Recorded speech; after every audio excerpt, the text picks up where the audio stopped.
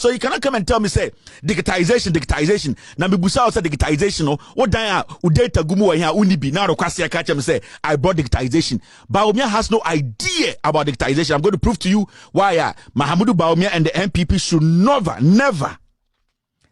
in their life go anywhere and say, Bawumia is the person who basically brought digitization. This was John Dramani Mahama. Thank you, Mr. S. So, if you want to know how John Dramani Mahama invested in digitization in Ghana, how the NDC, they have always thought of Ghanaians. This is John Dramani Mahama launching the first fiber optic cable project and the first digital infrastructure facility in Ghana. Through John Mahama and the NDC, and they to me send a message every Kumasi ko srim.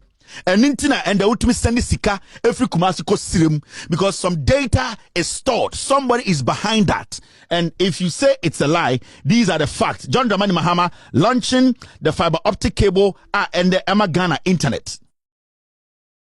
Yes, development has come to our hometown or to our region.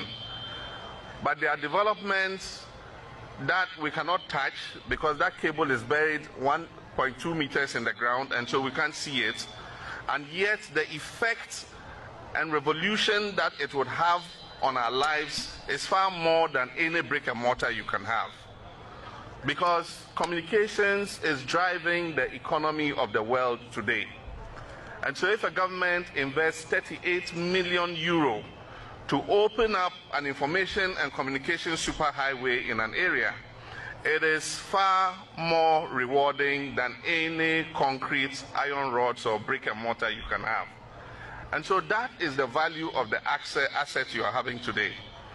This is a fiber optic network that, as you've been told, travels for 800 kilometers starting from here, Ho, all the way to Boko in the Upper East region, and then connected to Accra to the data center and through there to the rest of the country. When I came here this morning, we went into the switching room to take a look at the servers that are driving this optic fiber network, and we significantly had a teleconference with two of my ministers. The first video conference was with Ms. Hannah Tete. She was sitting in her office at the Ministry of Foreign Affairs, and we called her and had a video conference. We talked with her, chatted, very clear pictures, very audible sound, good quality communications.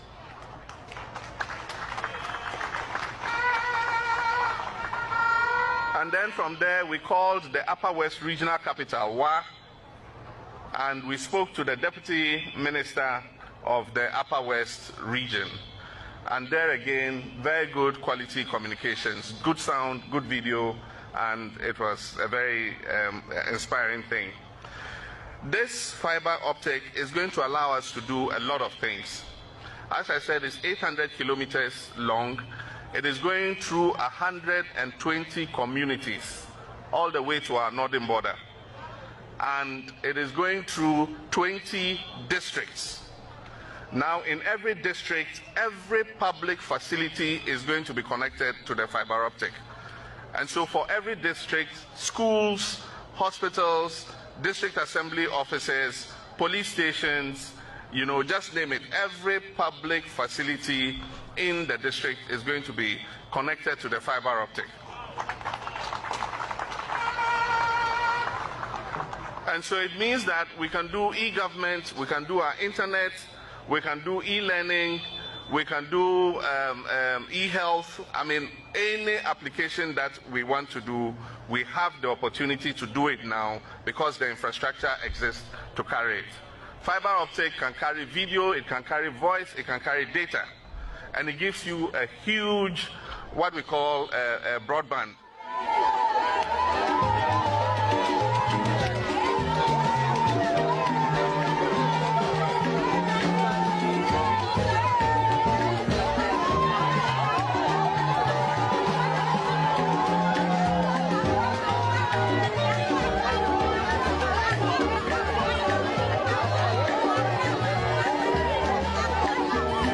This is it.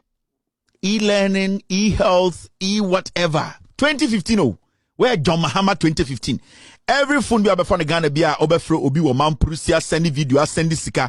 It was under John Dramani Mahama. You can never talk about digitization without infrastructure. You can never do that.